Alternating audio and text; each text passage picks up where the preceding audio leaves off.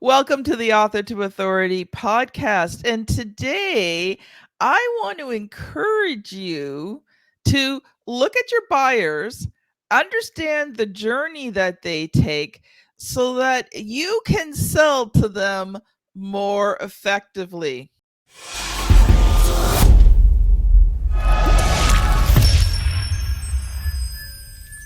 I'd like to welcome Nate Morse to the show. And Nate, I'm going to ask you a question right off the bat. Does the buyer's journey make a difference? Buyer's journey totally makes a difference. Give me a little more there, Nate.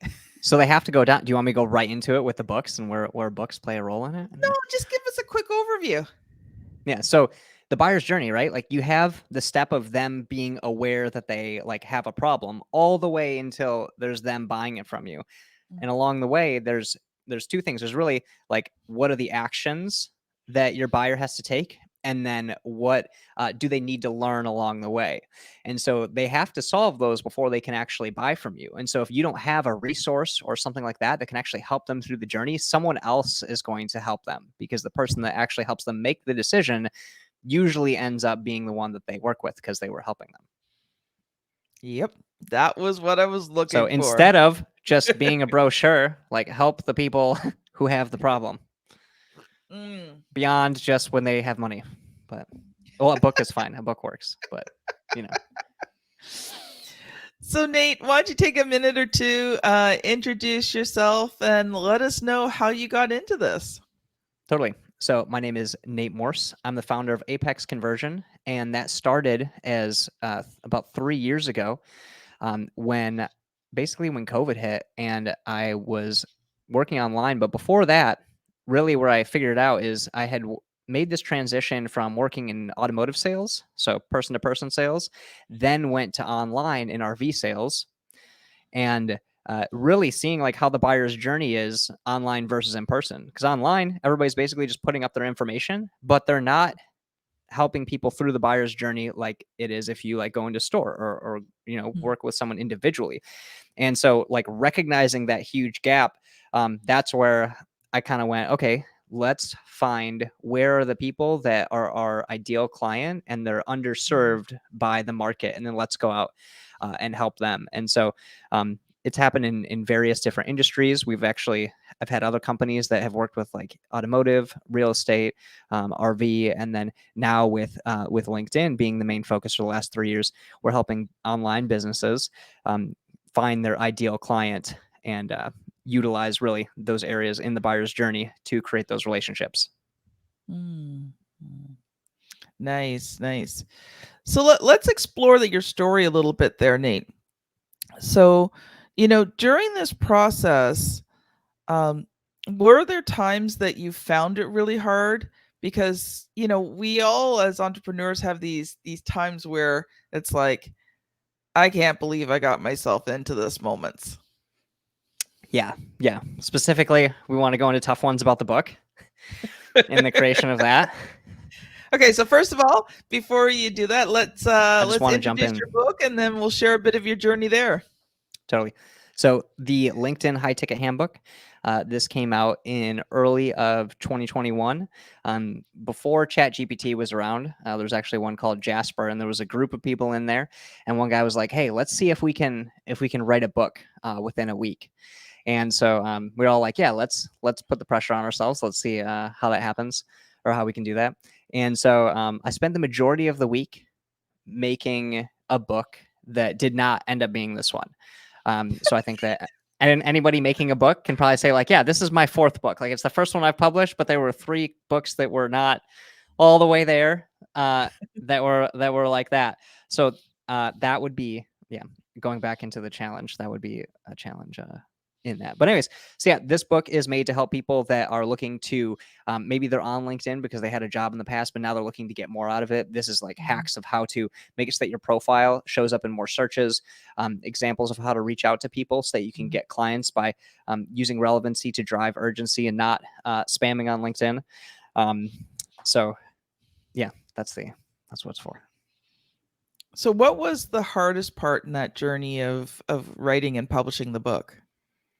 Yeah. So the hardest part in the journey, I would say, is going slow and not trying to like, especially now. I think people's biggest challenge now is kind of like the in the Matrix, there's the woman in the red dress. And I think the woman in the red dress for people right now is wanting to just go to AI and just be like, hey, write this whole book and then write the whole thing so that they can check off it being written.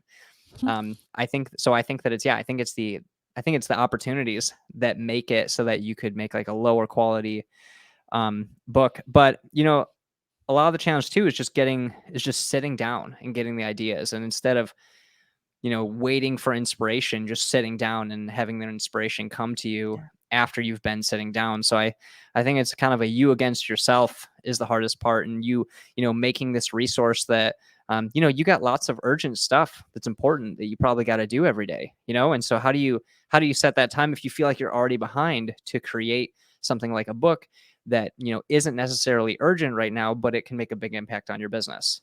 I think it's like a Mm. personal battle of that. Yeah, you know what, Nate? It's true. Like I've worked with over 200 people to help them become authors, and the biggest battles in the journey to become an author is in the 3 pounds of gray matter that sits between your ears and in your heart, because there's you your book is a piece of you. It's a bit of who you are. And for many of my clients, I've said at the end of the process, I said, you felt like you just squeezed out a baby, didn't you? And they're like, yes, 9 months to a year, and this kid is finally born, and I'm exhausted. I'm like, well, not always exhausted, but they're like, I yeah, was it's like exhausted having this kid. mentally. I was like, I have no more ideas. All my ideas are gone. I used them all up. You need to go to the idea store and get some. Yeah, It was funny. I was talking to one of my clients the other day, and we were talking about this, and I said, um, because they had talked about one of their previous experiences before working with us, and how somebody they had written some stuff, and then they put it out to like a mastermind group they were in, and everyone just tore it apart. And I said, it's like you present your newborn baby and everybody tells you it's ugly. that is a hard part. Yeah, because you're like, I put in all this work, and this is like the manifesto, and then you give it to them, and they're like, this is crap.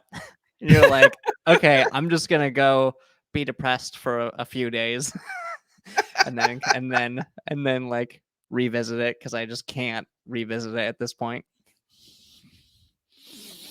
Yeah. So we're going to come back to your book a little bit later in the episode, but I want to switch gears here.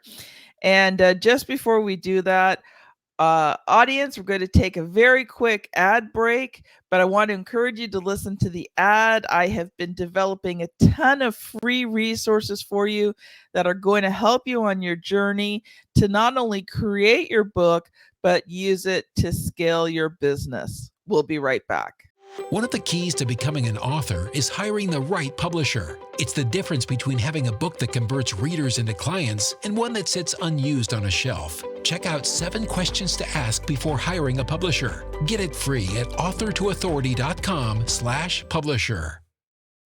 Welcome back. Nate, we were just talking a little bit about your book there, and we will get back to that. But I want to switch over to understanding the buyer's journey. So I know you've come prepared with some hints, some tips, some teaching, some training on it. So I'm going to let you loose to share what you've prepared today for us. Totally. Um, and yeah, I'd love for this. Love for you to hop in and ask me some questions if there's anything that's intriguing.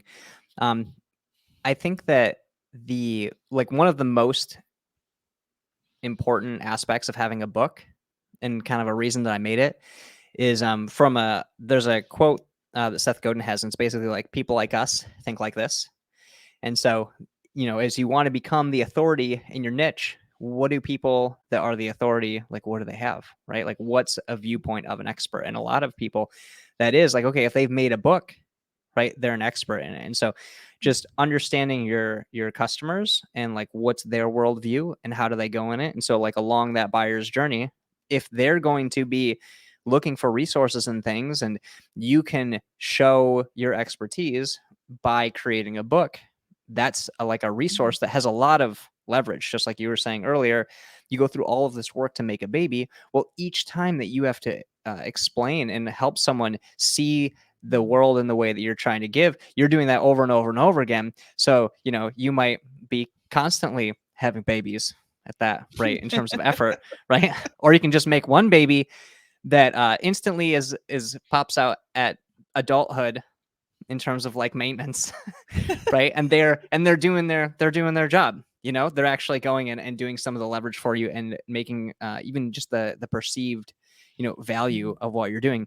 And it's not, some people might be listening to this and thinking that, okay, well, that might be that sounds like manipulation, right? But if you're creating a book that has true value and that that's the way that they think, you're actually fitting into their world and making things easier for them, right? Yeah. So a lot of it has to do with your intention. But yeah, I think that as someone's going through that buyer's journey and you're looking at those stages of, what do they need to learn? What actions do they need to take? Like, what's the best resource that they're going to want the most, that's actually the most helpful for them? So maybe you have your book, but maybe there's like an accompanying course or something like that that makes so that they can connect with you and engage further, in the buyer's journey, something like that.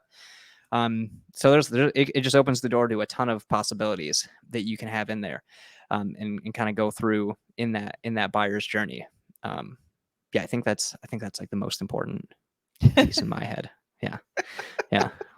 But in terms of creating it, I mean, just like figuring out the whole outline. I had done different variations too. Like before this, there was a book that on the way, because I do Brazilian Jiu-Jitsu, and so on the way there and back, I was calling someone and then they would ask me questions and they would take it down. And I thought that was a cool way for me to get further without having to sit down and write, because writing, I'd rather do this all day. I'd rather talk than be writing personally.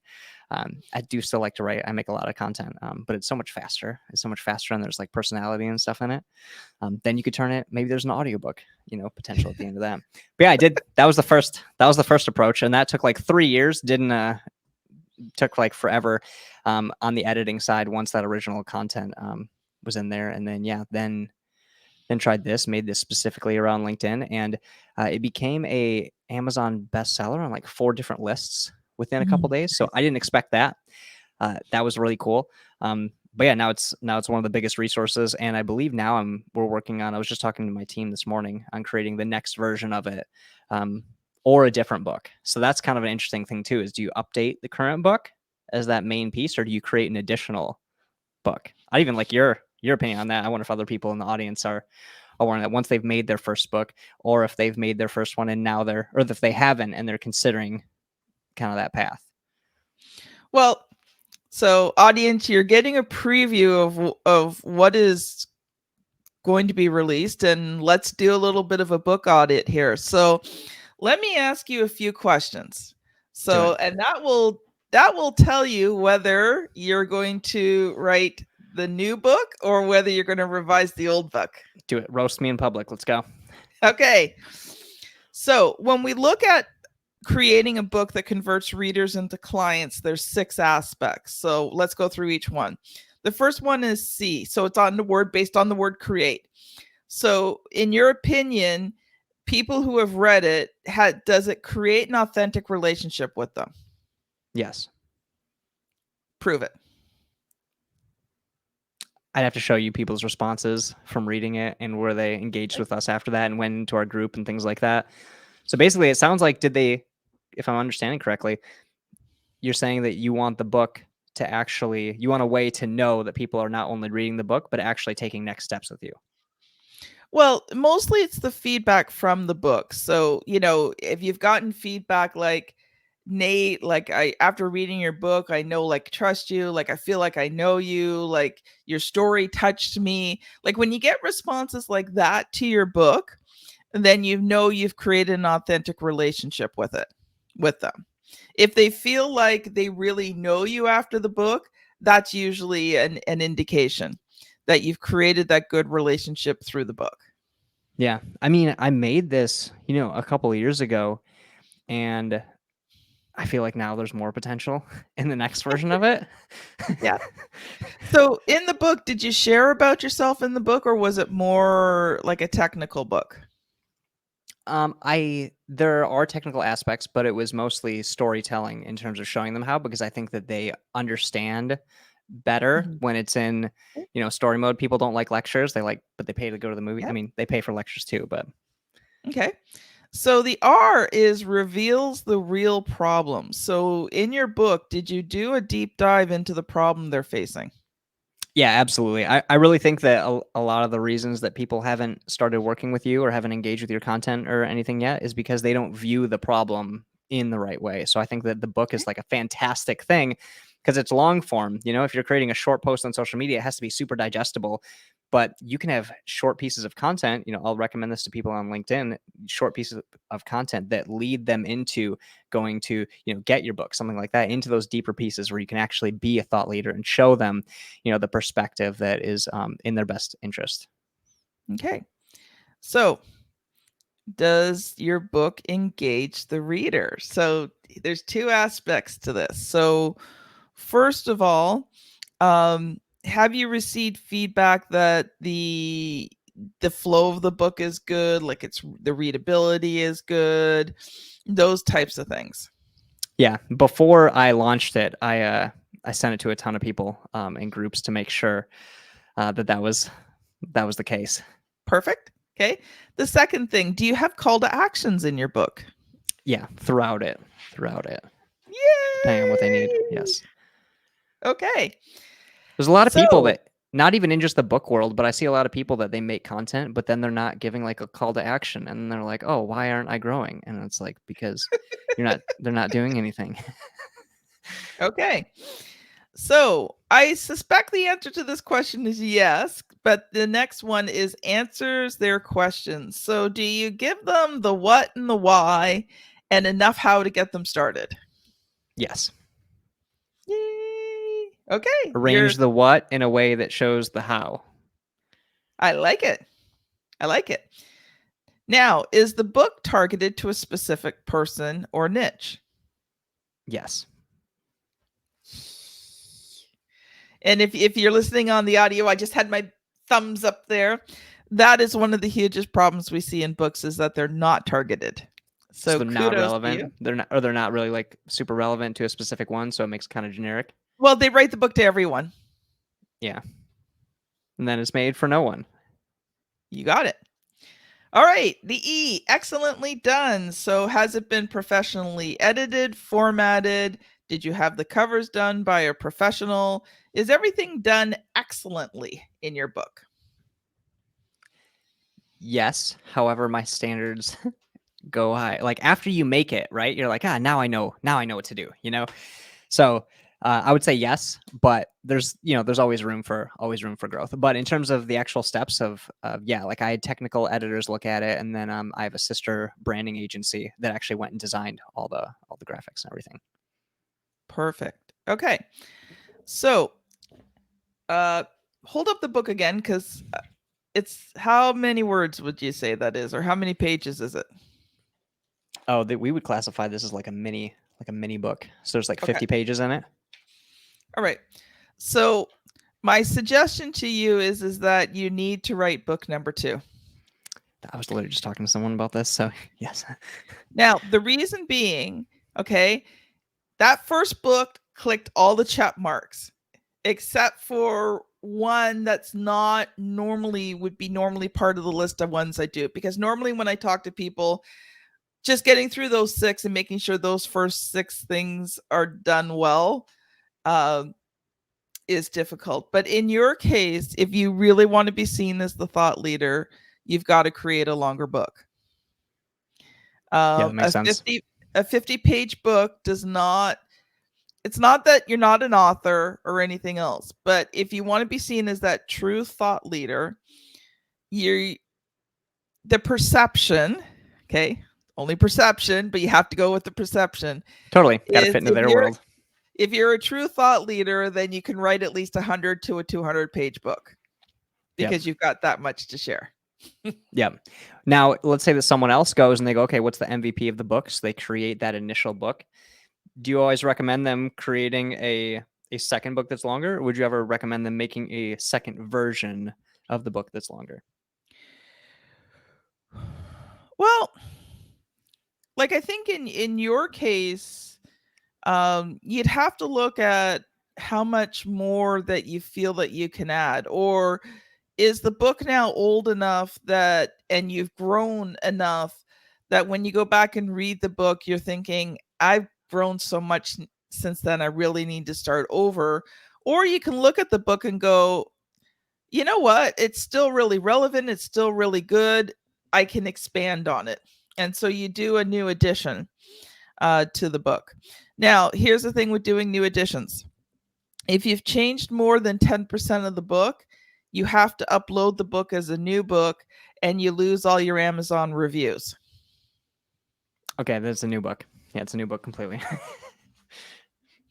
That's usually that's the answer right there, really. That is that's all I needed. That's all I needed. Yeah, unfortunately, you can only change so much before. Now, here's the thing. Technically, you could just upload a bigger book. And there's a possibility that Amazon might not notice it. But if they do, first of all, they'll take down your book. And second, there's a likelihood that they're going to go, okay, well, you can't publish for a while. Or third, if you really break their rules, they go, you just can't publish books at all anymore. So, in my opinion, you're always better off to go by their rules and regulations and don't try to game the system or cheat the system by doing something that's against the rules, because eventually you do get caught. It's just a matter of when. And that actually makes sense, because I mean, on the other side of it, like we're talking about with that buyer's journey before, right? If you were to map out, here's where they first become aware of the issue, of the problem, not the solution, but the problem, all the way until they're buying from you. In the middle, there's more than one step, right? So, there might be like 10, 20 steps. And so you could theoretically have a resource or a book for each step, right? So if someone's listening to this and they're mapping it out, what are the actions they have to take? What are the things that they have to learn? You're probably going to recognize a spot where you're like, okay, that's the first book. Here's the second book. Like, here's the third book, and then you can, have a series that goes throughout it and make it so that you're being the guide, making them the hero of their own journey, and you're doing it through the resources instead of constantly having to tell them or create content consistently. There's a ton of leverage in it. You should always have one book that's your signature book. It's the main book that you're known for. And then you do other books around it that do deeper dives into specific topics. But we start talking about the buyer's journey again. So I want to dive into that a little bit more there, Nate, because we haven't really gotten deep into the buyer's journey. So you talked about the steps between the person becoming aware that they're a problem and buying the product and service. Can you talk about some of those steps so that we can have a better understanding? Totally. And since this is a book podcast, there is a book called Breakthrough Advertising by Eugene Schwartz that is basically the Bible of marketing, like almost like the first book of that. And that's really where they go over it. So you have problem aware, right? You have problem aware, and then you have solution aware, right? So they have to really understand like what's going on first and viewing the problem in the right way before, if you sell something, before they can actually view that as the right solution. So they can't become solution aware and want to buy without being really problem aware. And so that's where things like this, you can use the story, you can use different things where you're like you were asking me if they talk about the problem in that like kind of checklist. That would be something in there that would really help them go through there. And for example, we could use, on LinkedIn, a big part of it for me that I was writing in here is that they weren't really problem aware in terms of LinkedIn has a lot of the clients that they can have, and that a lot of people view it as something that is, more for hiring still. And so if they're just viewing LinkedIn for hiring, because that's when they put everything on there, my goal in the book is how do I make them see the potential of it? Because if they don't see the potential of it, they don't understand the problem correctly, then it doesn't matter what I say about the solution, because they're not even at that stage yet, you know? Yeah. Yeah, and where it really first came from, me even like diving into this, was actually when I went into, I talked about that switch earlier, when I went from the automotive into the RV world, is when I was in the RV world, I actually looked up, like Google came out with a study, and it basically said, like, here are all the steps that someone has to go through before buying a car, before they can actually buy. So they have to know, like, is this the right one for me? Like, am I getting the best deal? So there's all these internal questions that they have to answer before they can do it, and that's still even more on the solution side. That's not even them like viewing the problem correctly. Well, usually there's two situations when you're buying a car. Either you want to buy a car or you need to buy a car. Yeah. And Yeah. I think each one of those journeys is a little bit different. If you're like my husband and I who buy used cars, you hit the point where you need to buy a car. And so the decision making process becomes a whole lot faster because you can't go without a vehicle. And then there's the people who want to buy a car who can take their time and browse around. And Yeah. But like you gave a pretty critical aspect in there, and that's that you've been through the buyer's journey multiple times. For the people that are listening, how many times have they been through your buyer's journey is going to show like kind of how fast they can go through it, and also their risk. Like you probably feel way safer now, and because you feel like you have control of the buying process, versus them, they don't have control. They're kind of like, there's a lot more risk in there.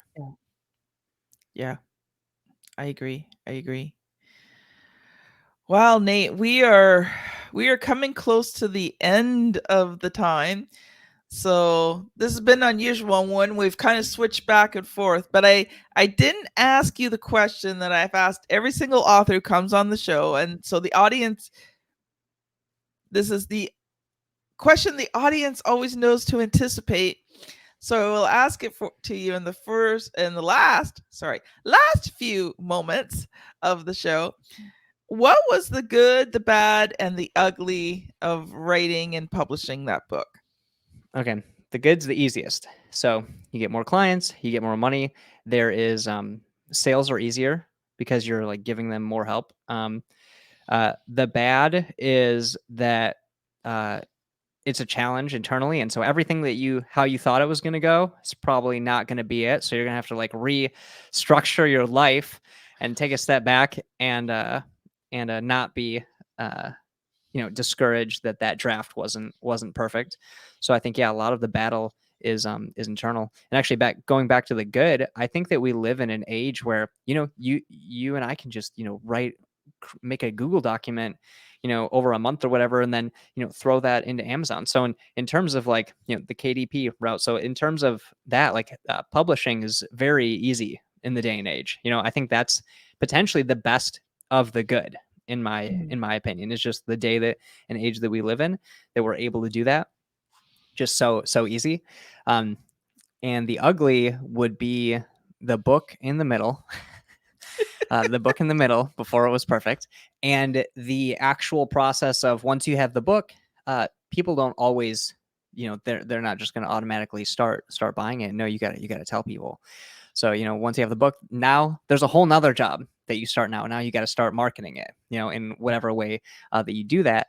And if you've never marketed a book before, that usually the first time you do anything, it's going to be ugly. You look at nature, like growth is ugly for the most part, and like the in-between growth phases, So, if you're making the book and it's your first book, and then it's your first time marketing a book, like that whole thing is going to be growth, and it's going to be ugly. And the bad is your perception getting in the way and kind of like, halting you. Yeah. And I think the good is just actually how easy it is in this day and age. If I could re-summarize it. Yeah. Nice. Thank you so much, Nate. I've got 1 minute for you to give a closing thought and to share how people can connect with you if they've enjoyed today's episode. Absolutely. All right. So yeah, closing thought is to really just think about your buyers out there. Don't just be there for when they're, don't just be a brochure and be there for when they're actually able to buy. Create resources like books and things that help people that may not buy from you for a year. But if you're going to be in business for longer than a year, you can have way more customers if you're actually focusing on helping the market, even if they're not buying today. And I think that a lot of people don't do that. So I think that that's an easy way to enjoy your business more and to enjoy being an author more and to make more of an impact. In terms of finding me, you can either find me on social media, Nate Morse, pretty much everywhere. You can get my book at keys.natemorse.com/book, or you can find it on Amazon. And then I put other books and resources on my website at natemorse.com/gift. And if people are listening, it's Morse, Morse, like Morse code, not Morris. That sometimes people think. So we'll put that in there. But yeah, thanks for having me on here, Kim. You're so welcome, Nate. And if you're watching on YouTube, click the thumbnail that's either to the top or to the left or to the right. We are still figuring that one out. It's gonna be there somewhere. It's episode 435, how to improve lead quality and closing rates by 87%. So after today's conversation and you've learned about the buyer's journey, what are some of the next steps that you can take to increase the quality of the people who are entering the buyer's journey, and then the closing rate on top of that? If you're on your podcast app, you can scan. Okay, it's one of those days. Scan back to episode 435. Thank you so much for listening, everyone, and we will see you on the very next episode. Bye now.